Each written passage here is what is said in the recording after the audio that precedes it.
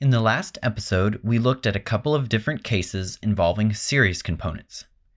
In this one, we will look at a couple of cases involving parallel components. We will also look at one of the fundamental laws in electrical engineering called Kirchhoff's current law. This new component symbol is called a current source. Arrows are used many times to denote the direction of the current, and so this circle with an arrow in the middle of it is a current source. The arrow also indicates which direction the current is flowing. We will build our circuit like so. We will give the current source a value of 2 amps. Now, if I were to ask you how much current is flowing at I1, that would be pretty easy to guess. The current only has one direction to go, so I1 has to be the same 2 amps as from the current source. Now, it gets a little more interesting as we add another current source. This new one will be 3 amps. I will ask the same question. How much current is flowing at I1?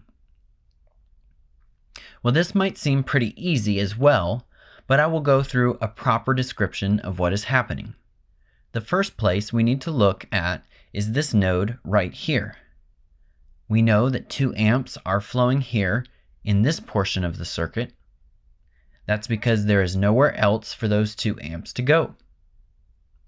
We also know that 3 amps are flowing in this portion of the circuit. The question is, what happens at the node right here? Let's take a closer look.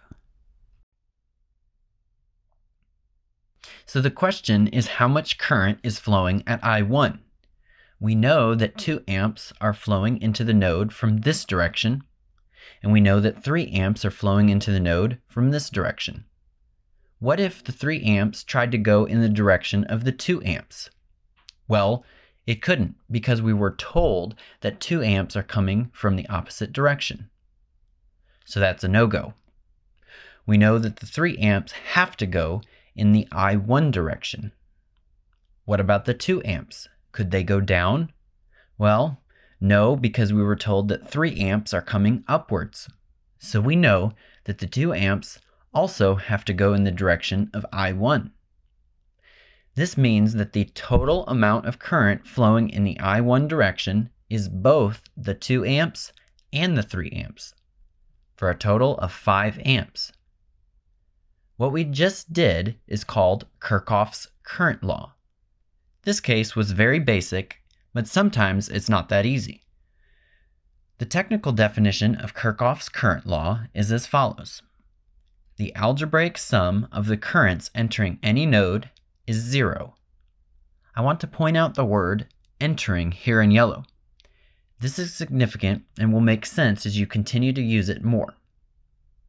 If we ask the same question in the previous example and solve it with the technical definition of Kirchhoff's current law, it looks something like this.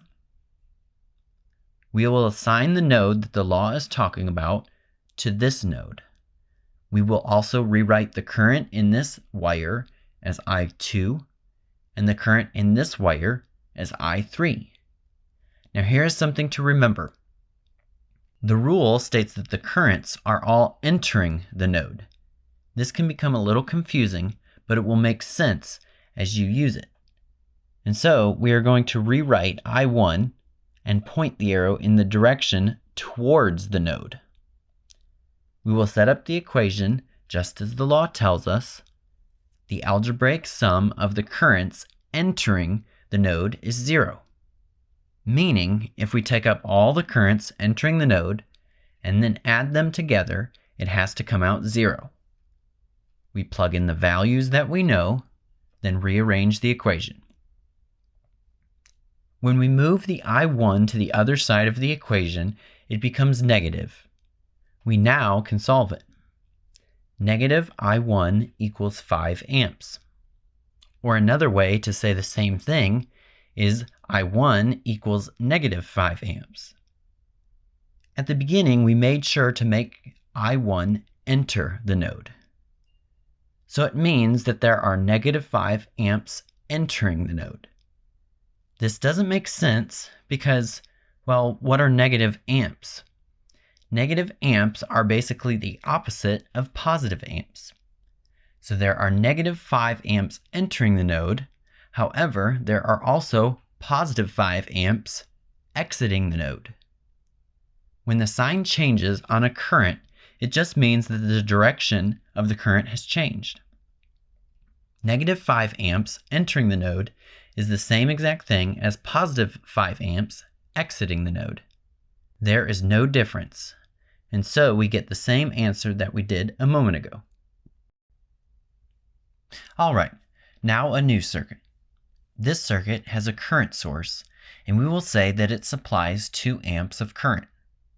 This time we will look at 2 resistors in parallel.